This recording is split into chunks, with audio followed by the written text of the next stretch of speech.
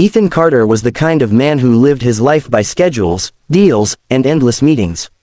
As one of the youngest self-made billionaires in the city, his days were mapped down to the last minute, calls in the morning, conferences in the afternoon, and dinners with investors in the evening. His wife, Claire, was used to his late arrivals, the quiet footsteps at midnight, and the hurried mornings when he was gone before sunrise. But one Thursday evening, something unusual happened. A board meeting was cancelled, and for the first time in years, Ethan decided to come home early. The driver dropped him off at 6 p.m., a time when most husbands were returning home, but for Ethan, it felt almost foreign. He loosened his tie, carrying his briefcase up the steps of the sprawling mansion he had built for Claire. As he unlocked the door, the faint sound of laughter reached his ears. At first, he thought maybe Claire was on a call with her friends.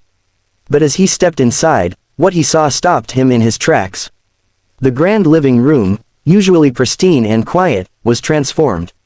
Cushions were scattered across the floor like fortresses. Blankets hung over chairs to form tunnels. And in the middle of it all, Claire sat cross-legged, her hair messy, her jeans covered in flour stains.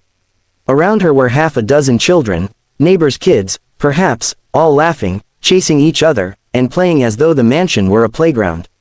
Ethan blinked in disbelief. His wife, the elegant, refined woman who hosted charity galas, was sitting on the floor with a paper crown on her head, holding a wooden spoon like a scepter. "Attack the Queen's castle," one of the boys shouted, throwing a pillow. Claire laughed so hard that she fell over, and all the children burst into giggles. Ethan's voice finally returned. "Claire," her head snapped up, eyes wide.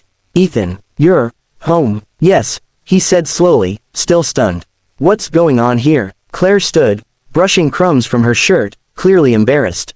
"It's nothing. Just the kids from the neighborhood. Their parents work late, and sometimes they don't have anyone to watch them. Well, I invite them over." Ethan glanced around again, as though trying to process what he was seeing. "So this isn't the first time." "No," Claire admitted softly. "I've been doing it for a while. They love playing here, and I love having them." One little girl tugged at Claire's sleeve. "Can we finish baking the cookies now?" Claire smiled, patting her head. "Of course, sweetheart, just give me a minute." The children didn't notice Ethan's bewilderment. They simply ran back toward the kitchen, chattering happily. Ethan set his briefcase down, staring at his wife. "Claire, why didn't you tell me?" She hesitated, biting her lip. "Because I didn't think you'd understand. You're always so busy, so focused on business. And me, I just wanted a home full of life. Not silence, not emptiness." Her voice trembled slightly. "I know this house is beautiful, but Ethan, it feels like a museum when it's just me here." The words pierced him deeper than he expected. Ethan had bought everything Claire could ever want: designer clothes, jewelry, vacations. But he had never thought about what she needed. He followed her into the kitchen, where the children were rolling out cookie dough. Flour dusted the counters and the floor. It was messy, chaotic, but warm. Claire handed each child a cookie cutter, laughing as they fought over the star and heart shapes. Ethan stood there quietly, something stirring inside him. For years, he had believed success meant building empires, signing contracts, and growing richer. Yet, in that moment, he saw something more valuable than all his millions: joy. Pure, unfiltered joy. One little boy looked up at Ethan. "Are you gonna help us too, mister?" Ethan blinked, caught off guard. "Me? Yes," the boy said confidently. "You can cut the dough with me.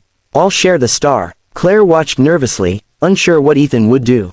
But slowly, to her surprise, he rolled up his sleeves, sat beside the boy, and took the cookie cutter. The children cheered. Minutes turned into an hour. Ethan found himself laughing as flour flew through the air, cookies burned because the kids were too distracted telling jokes, and Claire's laughter filled every corner of the kitchen. Later that night, after the children were picked up by their parents, the mansion grew quiet again.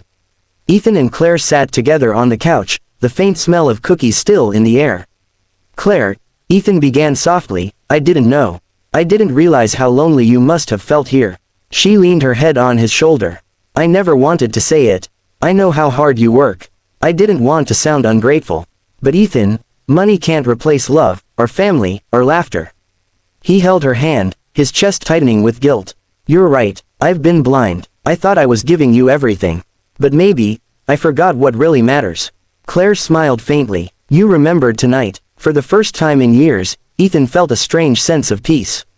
Not the satisfaction of a business victory, but the warmth of being exactly where he was meant to be. The next morning, Ethan made a bold decision. He canceled a major meeting and stayed home. When the neighborhood children arrived, their eyes widened to see him waiting at the door. Ready for castle building, he grinned. Their cheers shook the house. From then on, Ethan began to change. He still worked, but he carved out time for family, for laughter, for moments that couldn't be bought. The mansion, once silent and cold, became a place of joy. And Ethan Carter, the billionaire who thought he had it all, realized he had been missing the one thing money could never buy: home.